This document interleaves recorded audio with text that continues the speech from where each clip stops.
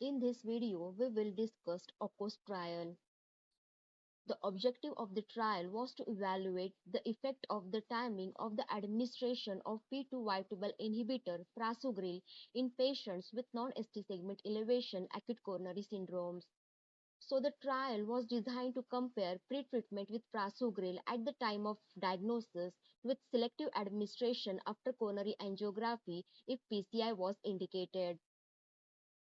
Let's quickly go through the study protocol and trial design. It was a phase 3 randomized double-blind event-driven trial. A total of 4,033 patients with non-ST segment elevation acute coronary syndromes were included in this trial. Patients presenting with non-ST segment elevation acute coronary syndromes with positive troponin level who were scheduled to undergo coronary angiography within 2 to 48 hours after randomization was the inclusion criteria. Patients who received P2Y12 inhibitors before randomization were excluded from the study. Now moving to the study endpoints. The first occurrence of death from cardiovascular causes, myocardial infarction, stroke, urgent revascularization, or the need for bailout therapy with GP2B3A inhibitors was the primary composite endpoint. A composite of death from cardiovascular causes, myocardial infarction or stroke, death from any cause, and stent thrombosis were the secondary efficacy endpoints. Major and minor bleeding defined by TIMI, Staple, and Gusto criteria were the safety endpoints. So the study population was randomized in 1:1 fashion to either pretreatment group or a control group. The pretreatment group received 30 mg loading dose of Prasugrel before coronary angiography, while control group received placebo. After angiography, when PCI was indicated, an additional dose of 30 mg of Prasugrel was given in pretreatment group at the time of PCI, while control group or no pretreatment group received a dose of 60 mg at the time of PCI. Now moving to the statistical analysis and results. First, let's go through the major efficacy endpoints through day 7 and day 30 in overall cohort. The primary endpoint occurred in 10% patients in pretreatment group compared to 9.8% patients in no pretreatment group at 7 days. Thus, the primary endpoint did not differ significantly between two groups. Similarly, the individual components of the primary endpoint and the secondary endpoint of death from any cause did not differ significantly between two groups. Now moving to the major efficacy endpoints through day 30. The primary endpoint occurred in 10.8% of the patients in both pre-treatment and no pre-treatment group. Thus, the primary endpoint and the pre-specified composite secondary endpoints at 30 days did not differ significantly between two groups. Even during the waiting period for coronary angiography, no significant reduction in the rate of the primary endpoint was observed with the Prasugrel pretreatment.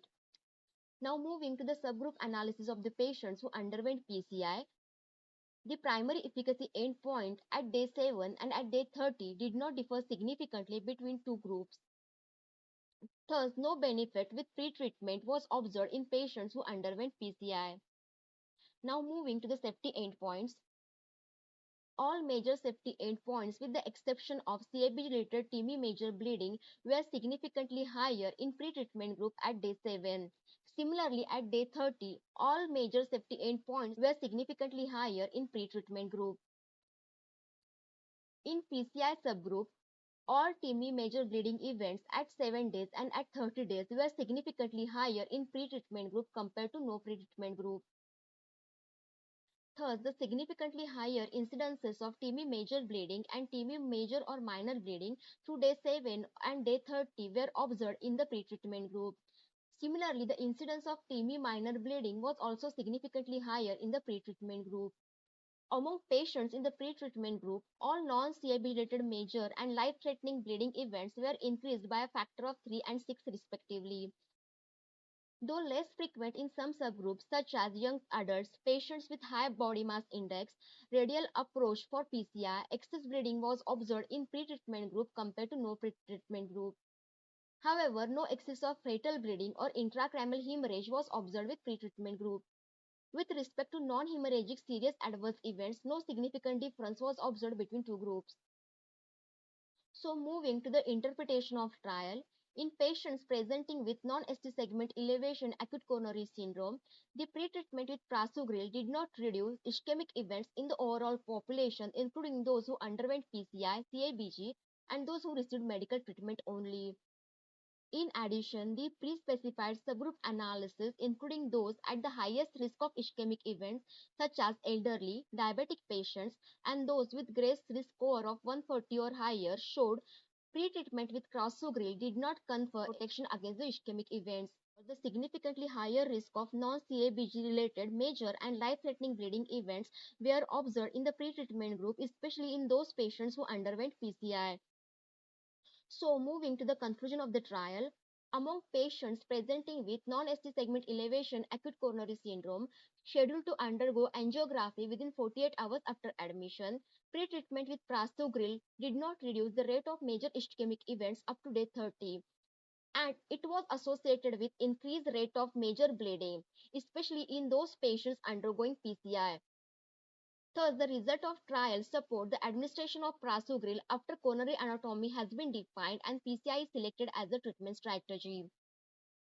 So these are the references you can go through for further details.